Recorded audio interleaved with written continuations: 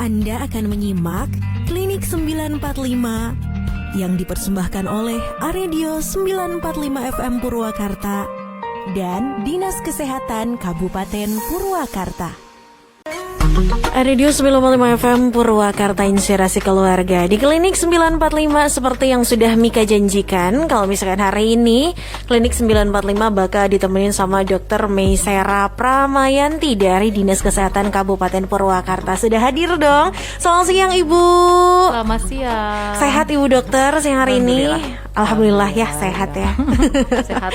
Nih, ini kan sama pandemi nih Bu.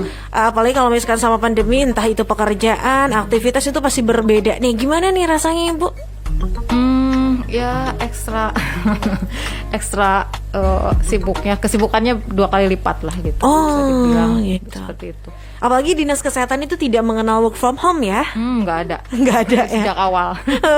Karena memang tugasnya memang sudah berkaitan dengan kesehatan masyarakat ya, jadi tidak bisa dipisahkan. Nah, Bu Dokter ini adalah, nggak apa-apa nggak panggilnya Bu Dokter? Boleh apa aja. Bu, Ibu ini merupakan Kasih P2PM ya? Iya. Ini kalau boleh diceritakan nih, apa sih tugas atau tupoksinya dari pekerjaan ini? Ya, terima kasih untuk singkatannya ya. Pertama mungkin singkatannya ya P2PM apa sih gitu. Jadi P2PM itu adalah pencegahan dan pengendalian penyakit menular. Jadi P2-nya itu tadi ya pencegahan dan pengendalian, PM-nya penyakit menular. Nah, itu ada di bawah bidang P2P. P2P itu pencegahan dan pengendalian penyakit. Nah, kalau yang kemarin itu ada yang tidak menular dan sekarang menular. Nah, ini yang bagian menularnya. Berarti masih ada, infeksius. Ada 2 bidang berarti ya di situ ya? Ada 1 bidang, di bawahnya ada 3 seksi. Seksi berarti ya 3 seksinya ada penyakit menular, penyakit yang kedua penyakit tidak menular, yang ketiga surveillance dan imunisasi. Jadi bagian pemantauan penyakit gitu ya di lapangan. Jadi harus menjadi apa ya? Kalau surveillance itu harus bisa menjadi mata dan telinganya ada di mana-mana gitu. Terus dan surveillance imunisasi, nah itu termasuk yang vaksinasi ini bagi tugasnya dari seksi Survim ini. Gitu. Tapi nggak bisa sendiri sih, harus semuanya bergerak kalau untuk yang sekarang ya vaksinasinya. Betul, karena ini serentak kan dilakukannya gitu. Dan yang menjadi sasarannya bukannya kalau mungkin vaksinasi misalkan polio itu cuma untuk anak-anak gitu ya. Beda dengan vaksinasi COVID-19 ya Bu ya. Berbeda luar biasa. Kalau boleh tahu nih Ibu udah lama di Dinas Kesehatan? Dinas Kesehatan itu kurang lebih dari tahun 2010. Waduh, lama juga ya, hampir 11 tahun nih ya. Iya, sekarang udah 11 tahun, udah anniversary Bu. Kenapa? Udah anniversary berarti ya. Iya, cuman waktu itu saya di bagian gizi. Gizi. 2010, baru ke P2P itu tahun 2015. Berarti di P2P juga udah lumayan lama ya Bu ya. Lumayan lama. Waduh, ini berarti udah cukup kuncen nih di Dinas Kesehatan. Ya, enggak juga sih. Sebelum lebih jauh nih Bu, kalau misalkan dengan pekerjaan Ibu ya, ada nggak sih kendala atau mungkin juga rasa-rasa ya kayak ini yang paling enaknya, ini nggak enaknya nih kalau di bagian ini? Iya. Sebetulnya sih secara umum sih kalau di suatu ya kalau kita bekerja itu memang sih harus dinikmati gitu ya, betah nggak betah. Iya betul. Ya apa sih kalau suka duka ya mungkin ya. Kalau sukanya ya banyak sukanya sih gitu ya.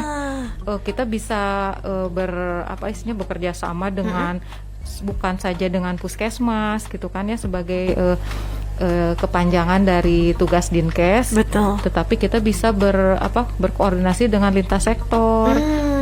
Bisa kenal dengan banyak rekan-rekan gitu ya, banyak teman baru seperti itu sih. Cuman memang kalau dukanya itu kalau dukanya itu atau sedihnya itu kalau penyakit itu masih banyak. Nah, itu. Misalnya kalau COVID itu kita masih bergelut dengan kasus demam berdarah. Nah, itu demam berdarah. Sedih kalau misalkan itu ya ada kabar ada DBD gitu misal atau ada cikungunya gitu. Kemudian juga Dan sekarang juga selain kan penyakit menular banyak ya, ada tuberkulosis yang sekarang kan kita bahas, kemudian ada juga HIV. Nah ini juga kalau kita masuk ke dalam-dalamnya itu memang kasihan gitu ya. Jadi penderita-penderita HIV itu bukan saja penderita usianya dewasa, tetapi ada yang usianya balita seperti itu. Itu kadang suka gimana gitu ya. Iya ya, karena memang itu satu hal yang kalau udah terjadi tidak bisa ditahan lagi ya Bu ya, harus tinggal tidak bisa dicegah lagi gitu maksudnya, harus diobati gitu. Iya, tinggal mengobati kalau sudah terlanjur jadi sakit lah gitu ya. Nah kalau misalnya selama ini di Kabupaten Purwakarta dari persentase yang ada Bu, penyakit menular yang memang lebih banyak di Purwakarta itu apa sih Bu? Yang terbanyak sih kalau penyakit menular masih ke infeksi saluran pernafasan. Jadi dikenalnya ISPA ya. Betul. Infeksi saluran pernafasan. Nah, salah satunya ya COVID ini gitu kan, masih paling banyak. Hanya kalau ISPA ini, kalau yang dulu ya sebelum ada COVID, ISPA ini untuk yang kasus beratnya tidak terlalu banyak.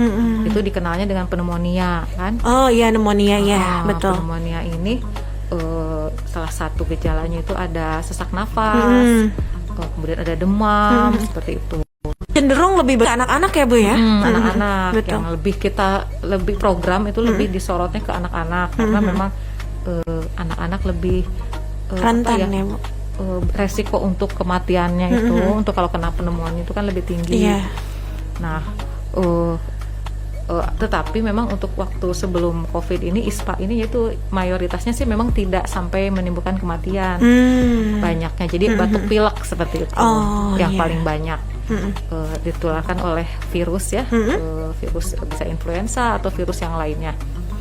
Nah tetapi yang menjadi fokus utama sekarang penyakit menular ini tadi selain COVID ya, kita sedang concernnya ke kasus yang merupakan masuk ke dalam indikator standar pelayanan minimal. Oh, apa itu Bu? Nah, itu standar pelayanan minimal untuk penyakit menular itu ada 2, yaitu tuberkulosis yang ini ya, kemudian satu lagi HIV. Oh, ya, ini menjadi konsentrasi khusus berarti ya Bu ya?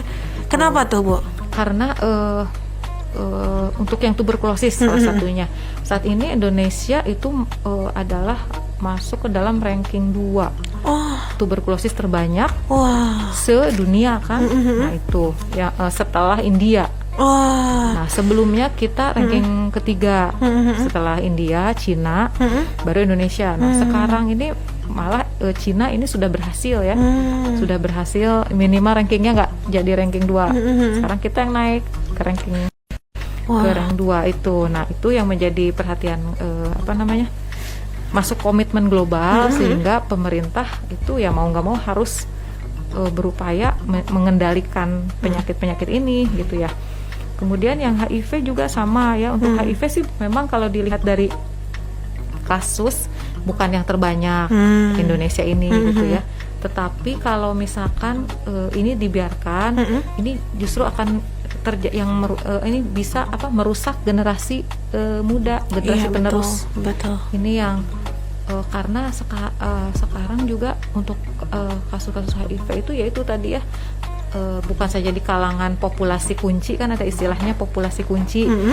Populasi kunci itu ada beberapa jenis ya, ada LSL, ada waria, kemudian ada WPS, ya mungkin ada singkatan-singkatannya itu ya. Iya. Nah, tetapi ternyata sudah ada juga di anak-anak remaja seperti itu. Jadi ya itulah untuk mengendalikannya, karena jangan sampai generasi muda di kita di Indonesia atau khususnya di Purwakarta gitu ya, itu bisa terpapar virus atau penyakit tersebut. Betul. Yang terpenting ini yang menjadi bahasan adalah 2 yang menjadi konsentrasi, tuberkulosis dan juga HIV. Apa namanya tadi? Kenapa? Standar pelayanan minimal HIV/AIDS. Standar pelayanan minimal HIV/AIDS. HIV/AIDS dan PIMS. PIMS itu jadi nyambung, ada penyakit infeksi menular seksual. Itu ada kaitannya dengan penyakit HIV. Iya. Dan satunya tadi juga tuberkulosis menjadi konsentrasi ya Bu ya. Dan hari ini bahasan kita adalah seputar tuberkulosis Alvemelia yang memang Ini juga ada keterkaitannya dengan pemberdayaan masyarakat melawan tuberkulosis. Nah, hari ini Mika bakal bahas tentang itu bersama Ibu Dr. Meisera. Jadi untuk family yang mau bertanya mungkin boleh dipersiapkan ya pertanyaannya. Dan dokter, Mika juga mau tanya-tanya seputar tuberkulosisnya terlebih dahulu, tapi tahan dulu ya. Mungkin family juga yang mau bertanya boleh Mika tungguin di 08129844 945. Anda akan menyimak Klinik 945 yang dipersembahkan oleh Aredio 945 FM Purwakarta dan Dinas Kesehatan Kabupaten Purwakarta. Masih bareng Mika dan juga masih bareng dokter ya, Ibu Dokter. Hari ini kita bakal bahas tentang tuberkulosis. Nah Ibu, tuberkulosis tadi kan juga menjadi salah satu penyakit kalau Indonesia ranking kedua ya. Ngeri banget itu ya. Ngeri banget karena kan tadi India, Cina ini juga salah satu negara yang punya banyak sekali warga negara gitu kan. Dan ternyata Indonesia naik rankingnya, tapi jelek ya kalau TBC ya, ngeri banget. Nah dokter, boleh diceritakan sedikit perihal apa sih yang menjadi penyebab gitu ya dari orang bisa terkena TBC atau tuberkulosis tadi? Tuberkulosis ya. Untuk tadi ya, tuberkulosis itu kan suatu penyakit ya. Nah, penyakit ini, terjadinya penyakit pada seseorang itu ada dipengaruhi oleh beberapa faktor. Nah, yang pertama itu adalah yang paling jadi kesehatan seseorang itu ya. Jadi pertama adalah lingkungan. Nah, itu lingkungan juga bisa menyebabkan apa sih namanya, seorang terkena penyakit. Misalnya kalau tuberkulosis aja contohnya ya, kalau lingkungannya tidak mendukung, contohnya lingkungan rumah, di mana lingkungan rumah itu gelap, tidak ada ventilasi, kalaupun ada mungkin jarang dibuka, kemudian udara juga tidak ada sirkulasi yang baik gitu ya. Nah itu bisa menjadi faktor resiko terjadinya penyakit termasuk tuberkulosis. Nah selain itu juga, selain lingkungan, itu dipengaruhi juga oleh agen. Agen itu adalah, kalau di sini dia kuman tuberkulosisnya gitu ya. Oh, jadi ada kuman khusus tuberkulosis? Ada. Gitu. Kalau misalkan COVID kan virus gitu ya, virus. betul. Nah, kalau COVID virusnya bulat ya, terus ada duri-durinya. Kalau tuberkulosis ini dia bentuknya batang. Oh iya, batang betul. Bentuk batang. Disebutnya basil tahan asam. Basil tuh kuman gitu ya, tapi dia tahan asam. Kemudian kalau di mikroskop itu dilihat warnanya merah. Iya, betul. Ya, pink kemerah-merahan gitu ya. Nah, itu tadi penyebab yang kedua, tadi lingkungan, kemudian agennya sendiri. Nah, dan juga dipengaruhi oleh faktor hostnya, dirinya pas orang yang akan terkena penyakit. Oh, imunitas tubuh berarti Ibu. Jadi host itu maksudnya kondisi seseorang itu gitu ya, apakah imunitasnya baik atau tidak pada saat kuman itu datang mendekat gitu ya, seperti itu. Kalau daya tahan tubuhnya bagus, kondisinya bagus ya, kuman juga tidak akan bisa menyerang seperti itu. Terus kalau ada kuman tapi lingkungan bagus gitu ya, daya tahan tubuh bagus ya juga sama, tidak akan terjadi. Tapi kalau kumannya ada tapi dia sedikit, tapi dia lingkungannya jelek, kumuh seperti itu. Nah itu nanti mudah kuman tersebut berkembang biak, semakin banyak gitu. Oke, jadi memang ini faktor lingkungan, kebersihan, kesehatan itu menjadi yang utama ya, Ibu ya. Makanya sangat kesehatan lingkungan itu sekarang juga menjadi hal yang harus disorot gitu ya, harus diperhatikan gitu ya. Nah itu karena berpengaruh kepada kesehatan kita juga. Untuk hostnya, nah ini adalah lebih ke perilaku. Salah satu selain imunitas, juga perilakunya dia. Kalau misalkan dia misalkan habis makan atau habis memegang sesuatu yang kotor, dia tidak cuci tangan dulu, seperti itu kan, itu juga bisa beresiko terkena penyakit. Oh, dari bersihin ya Bu ya? Iya. Yang memang yang kotor-kotor lah ya, gitu. Oh, oke. Kalau misalkan seseorang itu sudah terkena nih Bu, terkena tuberkulosis, ini belum terperiksakan nih, belum sempat ke dokter, belum sempat ke puskesmas misalkan, kita bisa mencari taunya tuh lewat apa sih? Oh ini tuh kayaknya TBC deh gitu. Oh, nah ini nanti dilihat dari gejala dan tandanya. Oh gejala dan tandanya, gimana tuh? Pertama gitu ya, gejalanya itu biasanya dia itu keluhan pertama yang paling utama sih memang batuk. Batuk. Batuk itu bisa berdahak, bisa juga tidak berdahak, batuk kering. Oh itu gitu. bisa. Jadi tidak. Iya. Jadi jangan dulu ini mah batuk kering bukan gitu ya. Itu belum tentu. Nah, jadi selain batuk juga lamanya batuk. Biasanya kalau pasien tuberkulosis ini batuknya sampai kurang lebih 2 minggu atau berturut-turut. lebih. Ya, 2 minggu atau lebih kalau tidak ada, nggak sembuh-sembuh, misalkan sudah berobat, sudah diberikan obat-obatan tapi belum sembuh, itu kita curiga ke arah tuberkulosis. Kemudian selain ada gejala batuk juga dia bisa, biasanya kan tuberkulosis ini menyerangnya utamanya menyerang paru-paru. Tetapi bisa juga organ-organ lain terkena ya. Nah, kalau gejalanya dia menyerang ke paru-paru itu biasanya gejalanya selain tadi batuk, itu bisa juga ada sesak nafas. Ya, tapi sesak nafas itu kalau penyakitnya sudah mulai agak parah. Kemudian bisa juga kalau di paru-paru dia menyerangnya selaput parunya. Nah, selaput paru itu biasanya sakit dada. Ada sakit dada misalkan ya. Kemudian nah selain itu juga tadi yang kaitannya dengan gejala-gejala yang kaitan dengan pernafasan. Nah, ada juga kaitannya gejala tuberkulosis berkaitan dengan tubuh sistemik gitu ya. Nah, ini ada gejalanya itu antara lain adalah keringat malam hari. Keringat malam hari. Jadi tanpa ada aktivitas fisik. Tidak panas, misalkan di rumahnya juga nggak panas-panas banget, tapi dia keringatnya keluar dengan sendirinya seperti di badan. Ya. Nah, itu salah satunya yang harus dicurigai juga. Dan itu berlangsungnya tidak sekali 2 kali berarti dokter ya? Ya terus-terusan aja gitu selama dia belum pas muncul gejalanya itu ya seperti itu. Kemudian ada juga keluhan demam, bisa ada muncul demam, tetapi biasanya demamnya tidak tinggi seperti terkena virus ya. Kalau virus kan langsung tinggi 40, 30, misalkan 38 ke atas. Kalau tuberkulosis ini biasanya istilahnya ngelemeng penyakit, kalau bahasa Jawa itu ngelemeng ya. Kalau bahasa Sunda apa ya? Apa ya ngelemeng ya? Jadi nggak di antara sekitar 37,5 lah suhunya gitu ya, 37,5 kalau dewasa, nggak sampai 38 ke atas. Tapi bisa juga ya kalau udah parah bisa, tapi kadang ada yang meriang lah mungkin gitu ya. Nah seperti itu. Nah itu kalau misalkan kena salah satu gejalanya ya. Tapi bisa juga misalkan kalau si virus itu menyerangnya atau tuberkulosis ini menyerang tulang. Tulang juga bisa terkena. Itu tentu saja gejalanya di selain batuk, kadang ada batuk ada enggak, tapi bisa juga ada keluhan sakit tulang atau sakit punggung.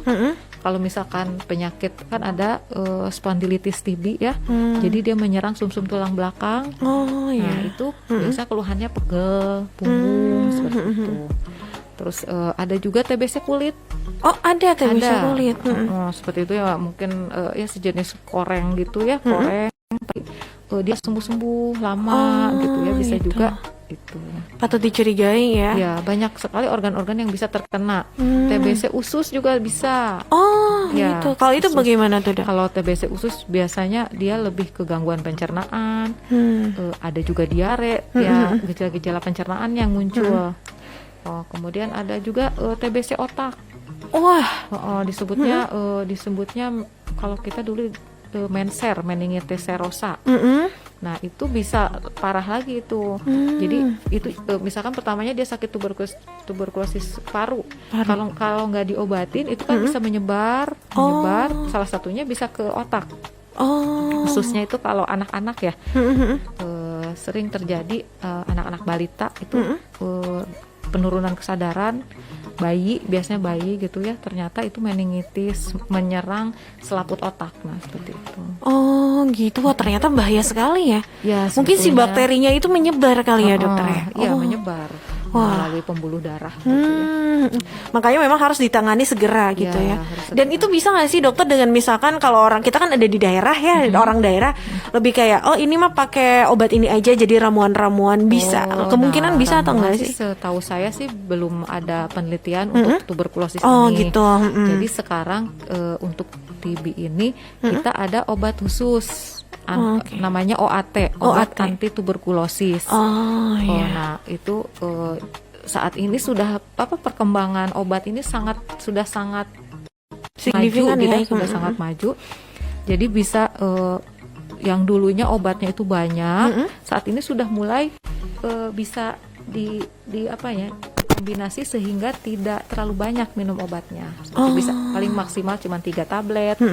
Seperti itu. Atau Karena dengan 3 tablet itu sudah bisa masuk. Kalau dulu emang berapa sih, Dok? dulu itu kan sendiri-sendiri kan ada nama obatnya misalkan rifampicin, PNH, pirasinamid, etambutol. Nah, itu tuh sendiri-sendiri gitu kan ya. Belum nanti yang rifampicin misalkan atau yang etambutol terutama harus minumnya 3 tablet seperti itu. Pirasinamid harus 2. Jadi banyak. 4 kali berapa gitu. Kalau sekarang udah lebih sederhana. Ya, Mungkin lebih sederhana. suatu saat nanti 3 atau 5 tahun ke depan justru jadi satu ya, dokter ya. gitu. Wah. Mudah-mudahan. Mudah-mudahan ya, karena Ya. kemajuan Ya. ini juga. Wah, ini berarti Termasuk lama pengobatannya juga. untuk pengobatan berapa lama biasanya, Dok? Untuk pengobatan memang untuk tuberkulosis itu minimal 6 bulan. 6 bulan itu minimal ya. Ya, 6 bulan dan tidak boleh berhenti dulu. Misalnya berhenti di tengah-tengah nggak boleh. Nanti bisa harus diulang lagi nanti. Pengobatannya dari awal lagi. Kan capek gitu kalau tidak teratur. Kalau misalkan tidak teratur minum obatnya, males-malesan gitu ya. Kadang pasien itu suka gini, dia dikasih obat selama 2 minggu, dia merasa sembuh, padahal itu belum tuntas. Jadi maksudnya virus, kumannya itu atau bakterinya baru pingsan lah gitu. Oh iya. Belum tuntas sampai di apa istilahnya sampai mati ya, mati si kuman. Karena kuman tuberkulosis ini bisa bersifat dorman. Dorman Jadi itu gimana? Dia itu tidur. Oh, tidur pura-pura meren ya. Tidur dan tersembunyi misalkan gitu ya. Padahal dia itu kalau pas daya tahan tubuhnya turun, obatnya dia nggak tuntas, dia bisa ini lagi muncul lagi. Wah, makanya tadi 6 bulan ya minimal ya. 6 bulan minimal. Itu yang TB yang sensitif terhadap obat.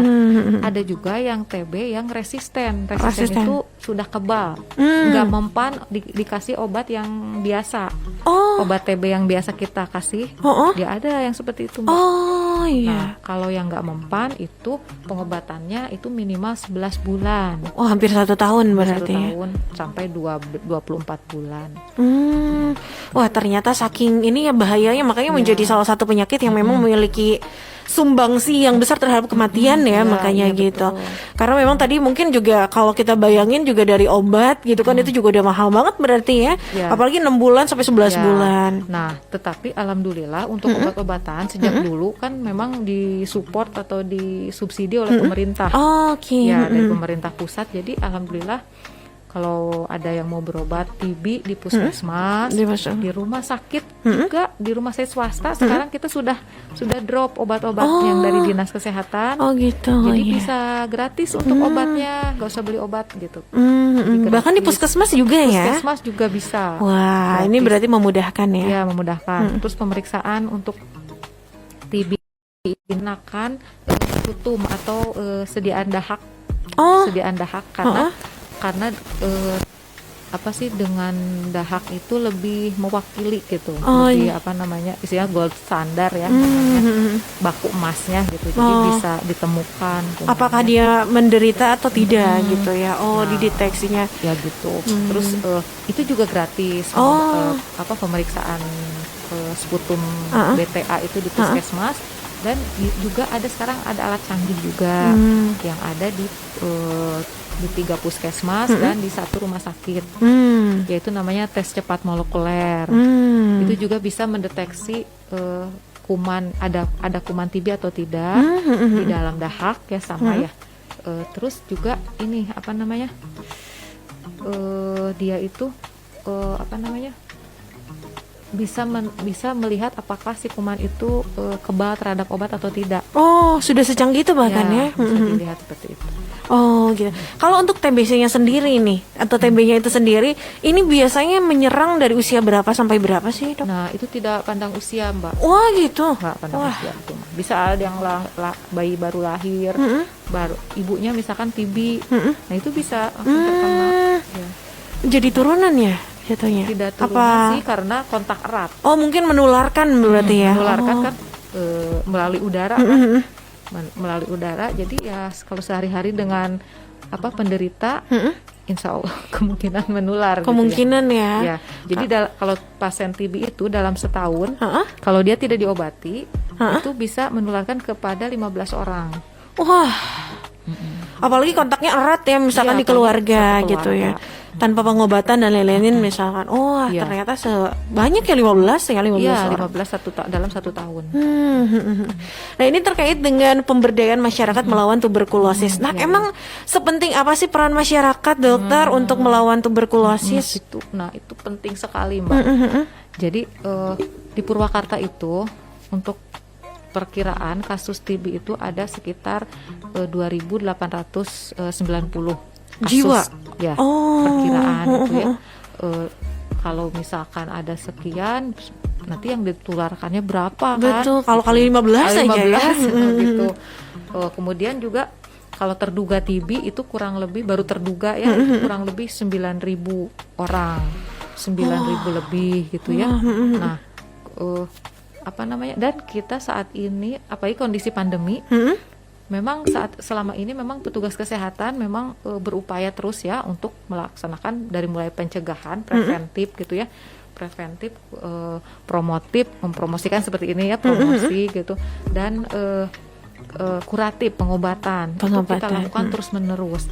Nah, tetapi dan kita laporkan juga ya, pelaporan kasus TB itu rutin dilakukan setiap bulan itu ke provinsi, kemudian dari provinsi ke pusat. Nah, tetapi ternyata dari pelaporan ini masih banyak yang belum ditemukan kasusnya. Waktu itu waktu sebelum pandemi, yang belum ditemukan itu kurang lebih sekitar 30%. Wah, banyak ya? Ya, itu udah banyak gitu. Apalagi sekarang ditambah pandemi. Betul. Banyak pasien-pasien yang tidak berani berobat, tidak berani memeriksakan diri karena takut ya. Karena takut. Waktu di tahun 2020 otomatis apabila petugas kesehatan kan jadi jarang kontak dengan pasien. Betul. Sehingga pasien-pasien itu tambah nggak ditemukan lagi seperti itu ya. Nah, ini dan kondisi-kondisi ini menyebabkan karena SDM tenaga kesehatan kurang seperti itu ya, menyebabkan ini membutuhkan kerjasama dalam pengendalian baik lintas sektor juga sudah ya, dengan OPD terkait. Dengan ada juga seperti konsorsium Penabulu itu ada juga yang ikut membantu khususnya memang ini pemberdayaan ini. Jadi di sini sehingga kita butuh kita bersama-sama gitu ya untuk penanggulangan tuberkulosis, tidak cukup hanya oleh tenaga kesehatan.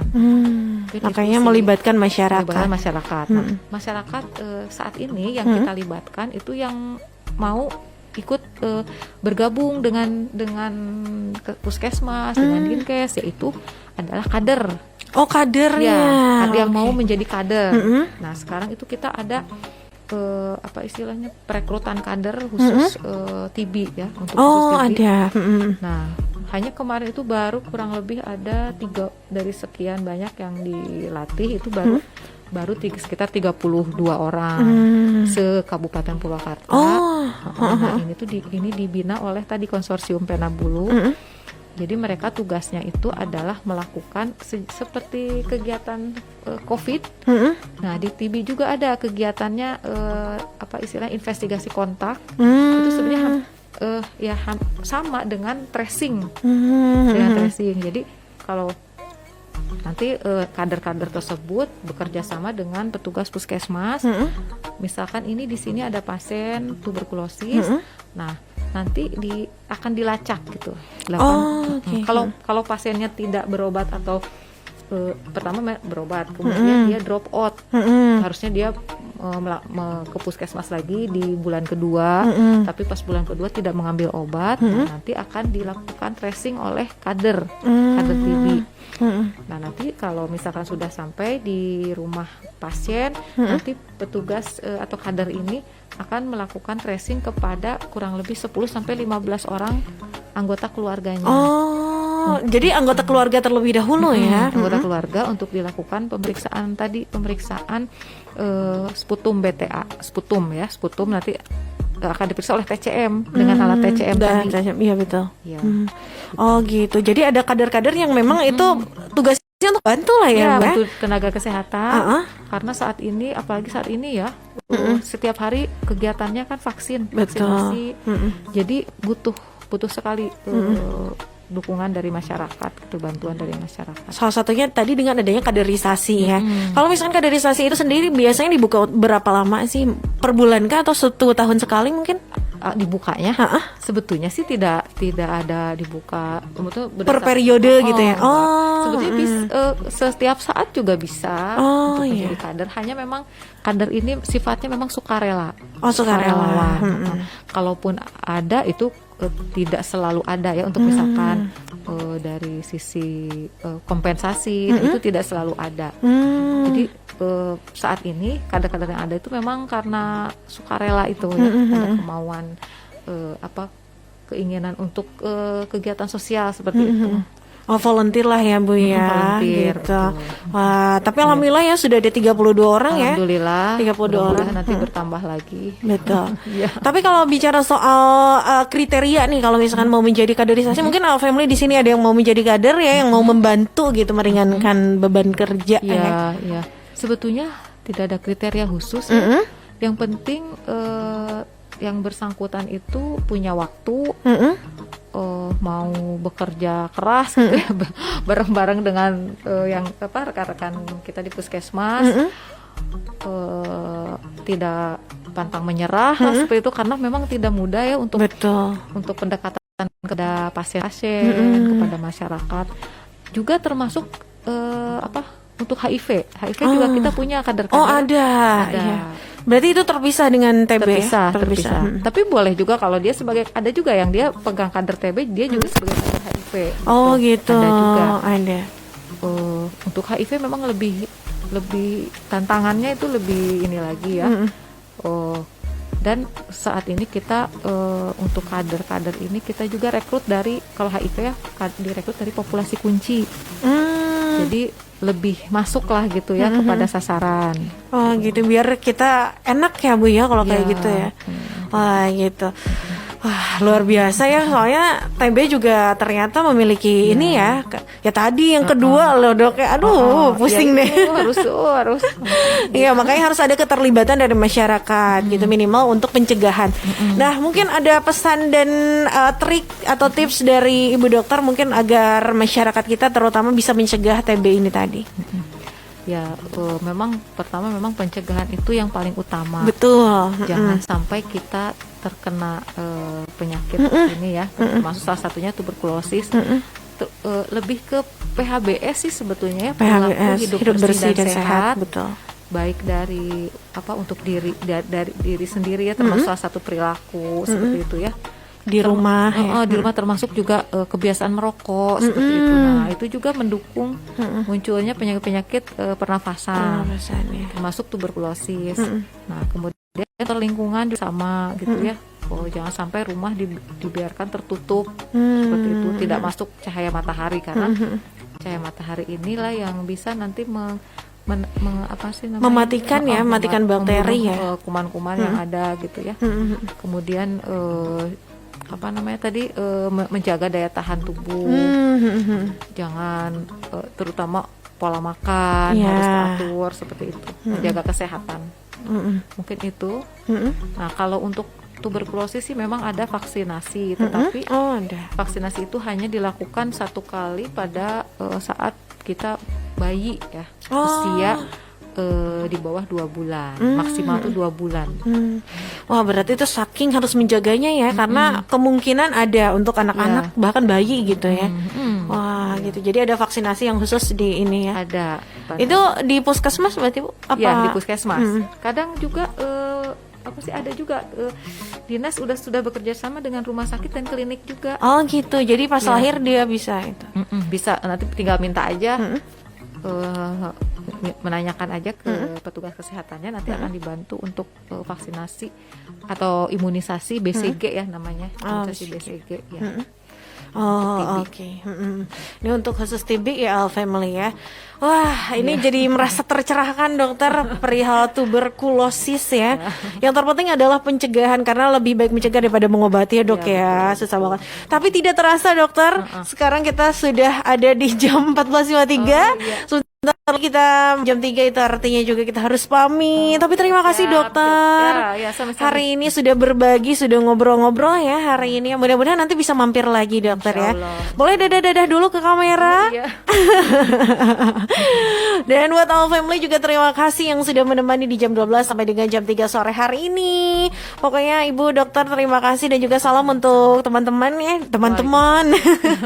Pokoknya seluruh petugas kesehatan di Dinas Kesehatan Kabupaten Purwakarta.